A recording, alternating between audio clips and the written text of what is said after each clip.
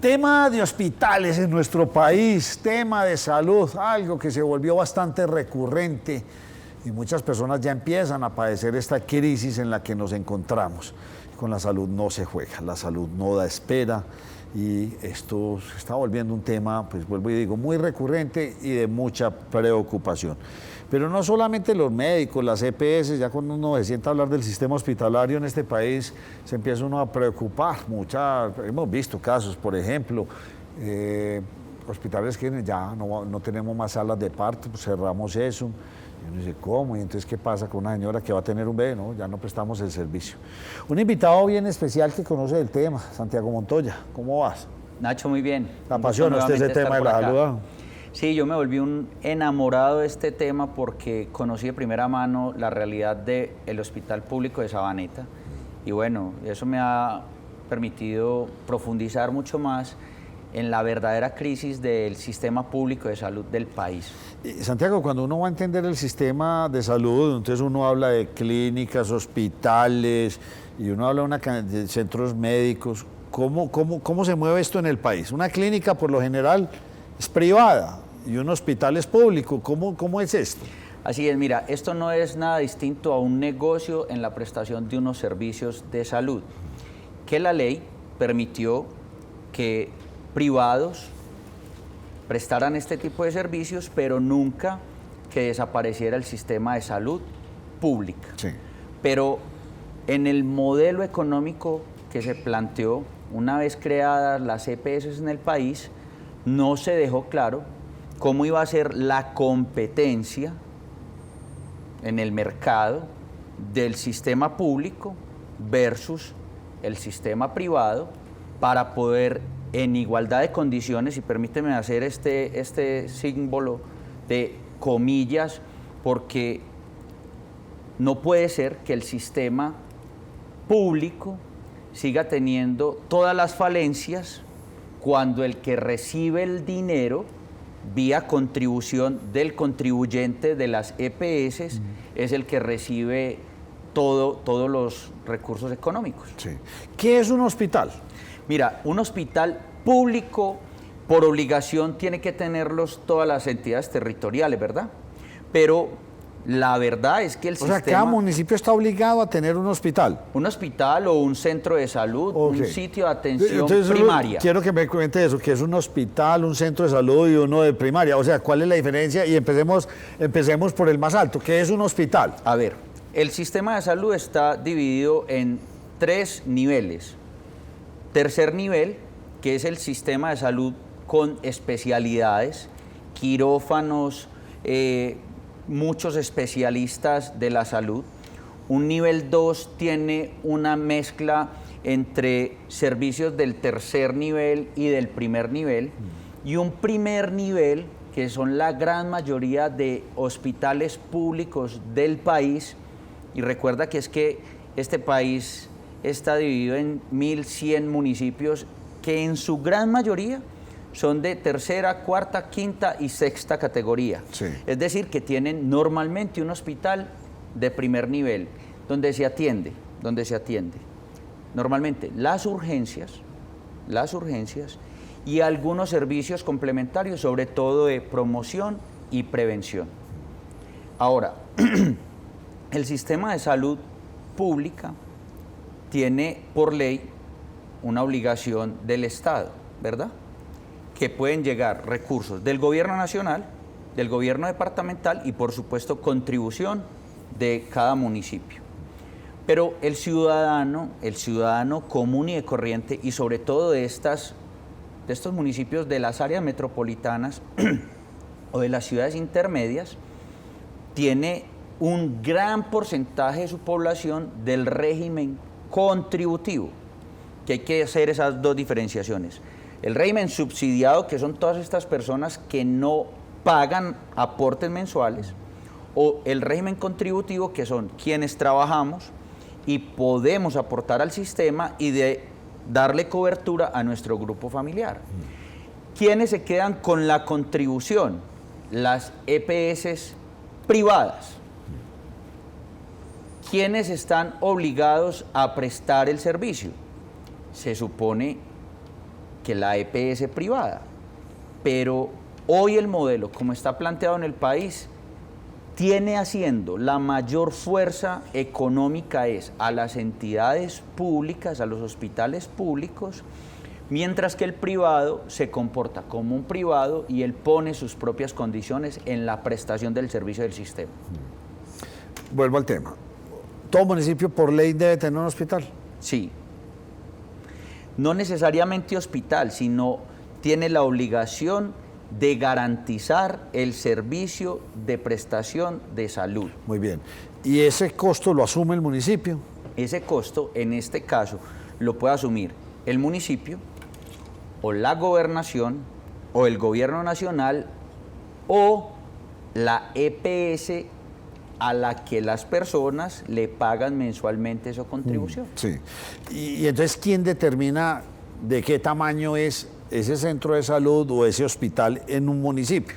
Eso lo determina su población, pero yo quiero partir de un ejemplo, que es el municipio de Sabaneta, donde tuve una experiencia bien desagradable por el mismo ecosistema que lo rodea. Sabaneta tiene de 100.000 habitantes, tiene 5.000 personas del régimen subsidiado y tiene 95.000 personas en el régimen contributivo, ¿sí? Casi que el 100% de esas personas están en Sura y en la nueva EPS. ¿Qué pasa? El hospital recibe de giro directo del Estado por las 5.000 personas que están en el régimen subsidiado, pero no recibe un solo peso de nadie más porque tanto Sura como la nueva EPS tienen sus propias IPS. Es decir, que no le giran un solo peso al hospital de Sabaneta. Mi cuestionamiento con eso, Nacho, es ¿por qué la gente le exige al hospital público que lo atiendan cuando usted le paga es mensualmente a un privado por la prestación del servicio de salud? Entonces, que lo atienda el privado, lo que usted dice. Que lo atienda el privado, sí. Pero la gente se queja del servicio que le prestan en los hospitales públicos. Pero cuando van al hospital, la EPS no le tiene que pasar a usted la plata de esa atención. Sí, por evento. Por cada evento, cuando tú vas al servicio de urgencias y te hacen la atención de la urgencia, que se demoran 6 meses, 8 meses, 2 años para pagar la factura.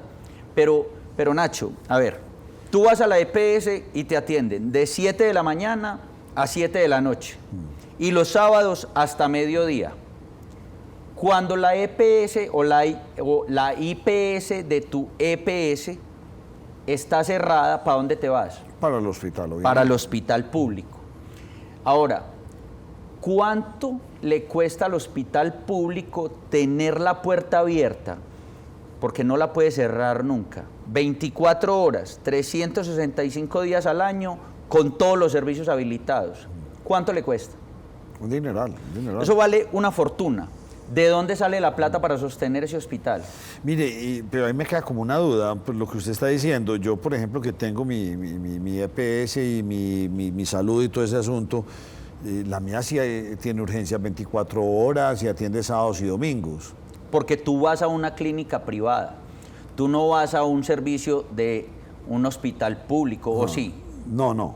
Tú seguro vas, en este caso de la ciudad de Medellín, vas a la clínica Las Vegas, vas a la clínica Las Américas. No, pero por ejemplo es el caso de Colsanitas. Entonces Colsanitas tiene su sede, ya tiene sus urgencias, sus médicos, y en vez de ir a una urgencia aquí, pues que me queda cerquita al hospital, voy a esa urgencia. Ellos sí están trabajando, pues lo que usted me dice, me está diciendo... ¿24 horas? Sí, 24 horas.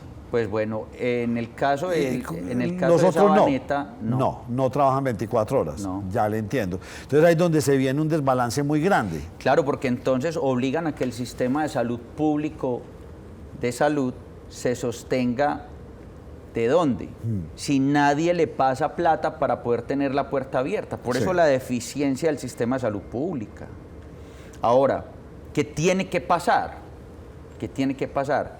Que la ley obligue de manera radical a que las EPS, porque yo no estoy en contra de las EPS, para mí ha sido un muy buen modelo, pero las EPS se sientan obligadas a contratar con los hospitales públicos una parte, un porcentaje de la atención de la población que tiene en cada territorio para que ese hospital tenga garantizados sus recursos. Eso se llama pago por capitación. Sí. Es decir, que la CP, si Sabaneta tiene 95.000 habitantes del régimen subsidiado, digámosle a la EPS, trasládele por la mitad de 45.000, 47.000 habitantes, un recurso mensual para que el hospital garantice la atención de esa población.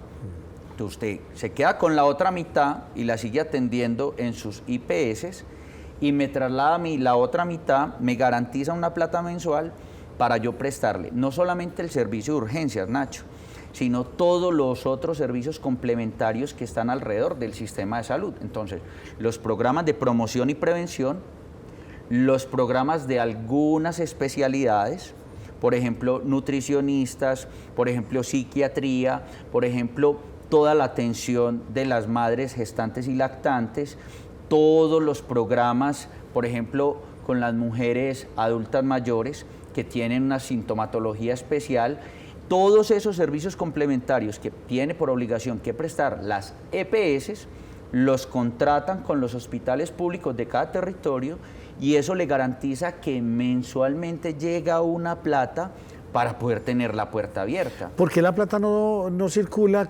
con eficiencia? Es decir, ¿por qué si yo voy a ese hospital, me atendieron, tengo todos los certificados, ese mismo día le pasan la plata al hospital? O sea, es que estamos en la era más tecnológica del mundo entero, donde ya pues, todo puede ser, y usted me dice 2 meses, 3 meses, 6 meses, 1 año, 2 años, y entonces ya deja de ser financieramente negocio o es inviable sostener los costos. Es que sostener los hospitales públicos. Por eso, ¿y eso por qué no se hacen imposible. cortes diarios? Hoy vinieron tantos pacientes, los atendimos, aquí están todas las pruebas, mire el certificado del paciente, el paciente lo aprueba, sí, el paciente sí estuvo bien, listo, hoy le pago tanto. ¿Eso no se puede o qué? Nacho, no sé si recuerdas que yo tuve una situación en el hospital de Sabaneta donde me emberraqué con los funcionarios del hospital porque no estaban facturando. Sí. ¿Cierto?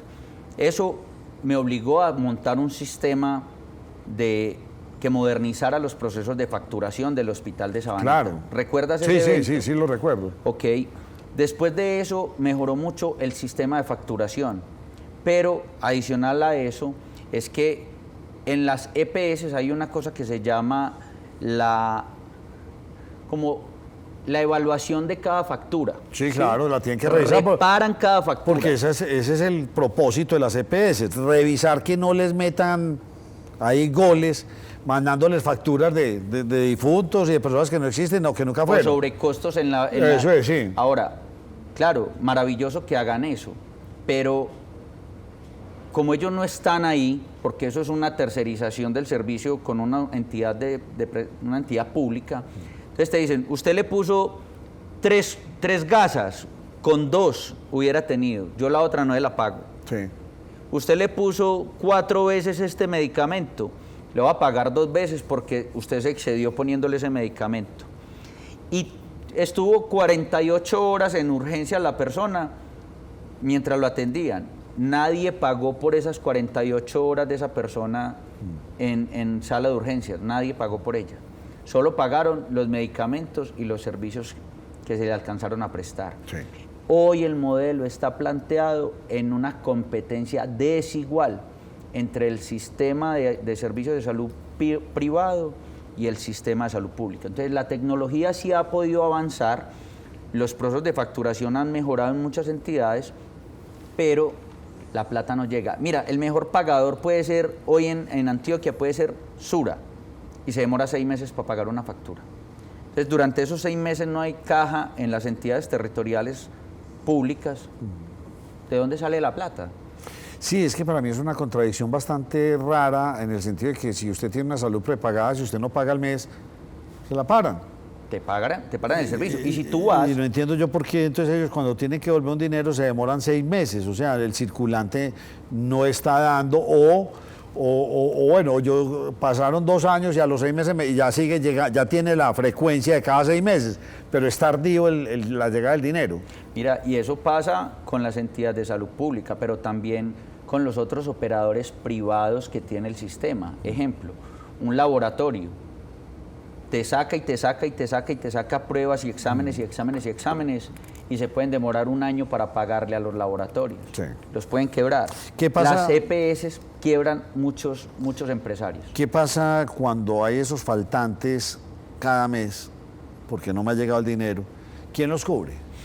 En las entidades públicas Sí. le toca a los municipios, A los alcaldes sacar a los plata alcaldes y cubrir sacar plata de los impuestos de los ciudadanos, mandársela al hospital público para que funcione. Ahora, mi queja es, ¿por qué la gente que le paga la plata a una EPS le exige tanto a los hospitales públicos si tú le pagas es a un privado? ¿Por qué? Entonces la gente dice, no, yo pago predial, yo pago impuestos, yo pago tal cosa. No, pero en el tema de la salud tú le pagas a un privado. O sea, cuando yo tengo mi EPS, yo no le estoy pagando al Estado, le estoy pagando a esa EPS. A un privado. A un privado. El recaudo que me hacen, el descuento de nómina, no se lo pasan al Ministerio de Salud, sino que le llega a un privado. Correcto. Eso le llega a una entidad privada. Y esta se encarga a su vez de repartirla. O sea, entonces tienen un flujo de plata fijo cada 15 días o cada vez que le pagan a uno la nómina, tienen ese ingreso. ¿Sí? Así es. Pero inclusive yo te contaba acá en otro programa que el mismo modelo, el mismo sistema, permitió que las EPS crearan sus propias IPS. Sí, claro. Para prestar esos servicios. Crearan sus propios laboratorios. Entonces yo me pago primero. Sus propios especialistas. Entonces ahí tú lo acabas de decir. Entonces la EPS primero se paga yo con yo y después al sistema de salud pública. Entonces por eso una de las grandes reformas que tiene que tener el sistema es que permita que si no va a haber una competencia en igualdad de condiciones entre el sistema de salud público y privado, el sistema privado le garantice unos recursos mensuales a los hospitales públicos para que puedan funcionar y prestar el servicio eso sí, en igualdad de condiciones como lo presta el servicio privado. Un hospital, usted que conoce el tema, no tiene, pues, sí puede tener, o no sabría yo, desde lo administrativo tiene un costo fijo. Tantos médicos, tantas enfermeras, tantas recepcionistas, seguridad, hay un costo fijo, ¿sí o no? Agua, luz, teléfono, lo que sea. Pero ya al momento de prestar el servicio ahí sí no hay costo fijo, porque puede ser unos meses de muchas gripas y muchas urgencias y otros meses mucho más bajos. Ahí es donde ese se mueve muy difícilmente y uno no sabría cómo manejarlo. Claro, es que, mira, esa es de las grandes dificultades que tiene hoy el sistema de salud pública. Y es que las personas que trabajan en los hospitales, algunos son vinculados de planta, es decir, son a un nivel, para asimilarlo, como de carrera administrativa, sí, para que me entiendas eso, es decir, ya tiene una carga prestacional muy alta, hay una cantidad de médicos especialistas para poder prestar muchos de los servicios, que son costosísimos, pero eso son 24 horas, Nacho, 24 horas. Los hospitales públicos tienen unas obligaciones laborales altísimas. Porque mira, un servicio de urgencias tiene que tener un portero, 2 secretarias que reciban la documentación, auxiliares de enfermería, enfermeras profesionales, médicos generales, internistas, y si hay además servicios complementarios en las urgencias, entonces tiene que tener médicos cirujanos, médicos especialistas en temas de fracturas. Si hay quirófanos en ese hospital, entonces tiene que tener anestesiólogo. Cuando tú vas y revisas el costo de esos profesionales, 24 horas. No, es altísimo, es altísimo. Altísimo, Nacho. Ahora, ¿qué le llega a un hospital público como el de Sabaneta? Como el de Sabaneta, Nacho, donde lo único que tiene garantizado es el poco recurso del régimen subsidiado. Le llegan puras urgencias y solo las urgencias de la gran mayoría de gente de las EPS. El actual gobierno acaba de intervenir varias EPS, ¿sí o no? Y van peor. ¿Por qué? Primero porque el gobierno nacional es incompetente y la gente que está rodeando hoy, sobre todo el sistema de salud, son incompetentes. No tenían ni experiencia, solo eran muy buenos con el discurso, pero en las ejecuciones ya han demostrado que son incompetentes.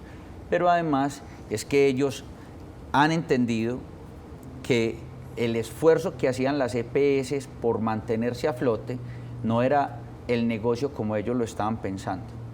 Y hoy, por ejemplo, en entidades como la nueva EPS, se han encontrado con unas deudas históricas, pero aun cuando eso tenía deudas históricas, el flujo de caja seguía llegando.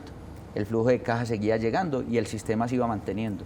Al gobierno nacional cortar los recursos que trasladaba desde el gobierno nacional al sistema, que los cortaron de tajo, no permitieron que el dinero circulara en el sistema. Sí, claro. Que se fueran manteniendo. Santiago, pues tenemos esa reforma a la salud, ahí Benedetti en estos días dijo que la volvían a revivir, pues todos los indicadores y profesionales dicen es peor la solución que la enfermedad, la cura que la enfermedad. ¿Usted qué propone? ¿Usted qué tiene en la cabeza? ¿Cuál sería la salvación del sistema de salud? Mira, usted lo que dice, lo primero, igualdad de condiciones. Si usted preste su servicio y tenga sus IPS, listo, pero venga, no se pague primero usted, hagamos esto equilibradamente, ¿sí o no? Para que no me deje a mí de último en la cadena. Esa es una solución interesante que habría que mirarla cómo se logra, pero ¿qué más soluciones le ve usted al sistema? Mira, una de las cosas que yo pensaría que le tiene que pasar al sistema es, uno, no puedes acabar las EPS, no las puedes acabar. Para mí es una intermediación necesaria, porque está demostrado que el Estado es incompetente para prestar esos servicios. Pero como ya hay una infraestructura pública existente, o sea, tú no puedes negar que en los municipios hay una infraestructura para la prestación de servicios de salud que tú no puedes sacarla, tú no puedes acabar. Es un reproceso impresionante, ¿cierto? sí. Entonces, como ya existe, ese ecosistema está creado en el país, el sistema de salud, tanto desde el gobierno nacional como el modelo privado que existe, se tienen que poner de acuerdo en qué cantidad de plata le van a trasladar a cada una de las entidades que existen en los municipios, para que puedan garantizar. Entonces, que le pongan un porcentaje. Hombre, le vamos a trasladar el 30% de la atención de nuestros afiliados. Sí. Para que ellos tengan caja permanente. Entonces, lo que le giran, la unidad de pago por capitación mensual, no se la giren a la IPS privada, sino que se la giren a la IPS pública. Esa para mí tiene que ser una de las grandes reformas, para que el modelo de salud pública pueda de alguna manera empezar a competir en igualdad de condiciones con el sistema privado. Entonces, primer paso, igualdad de condiciones. Igualdad de condiciones. Segundo, no, me devuelvo. Primer paso es obligar a que el sistema le traslade una unidad de pago por capitación por persona a cada entidad pública. Y no a los 6 meses ni a los 2 años, sino mensual. Nos vamos con un fee. Exacto, Sí. mensual. Y eso le va a permitir al sistema crear las condiciones para competir en igualdad de condiciones. Sí, ¿Por qué los hospitales públicos no se transforman a la misma velocidad que el sistema privado? Porque no tienen la plata y no tienen ninguna otra fuente de financiación. Hay que crear esas fuentes de financiación, que es lo que yo planteo, una de las soluciones que puede tener el sistema actualmente. Complejo lo que se viene. Si pasa esta reforma, ¿se empeora la cosa? Yo creo que sí, porque no se está planteando nada con respecto a esto y no se está garantizando de manera eficiente la llegada de los recursos al sistema de salud público, y además están acabando el sistema privado, que es el gran error que hoy plantea la reforma, y es desmejorar la prestación del servicio privado. O sea, competir en igualdad de condiciones también implica que tú le generes las condiciones al privado. Las cosas están tan malucas en este sentido que ya muchas personas, o sea, el sector privado se mueve rápido.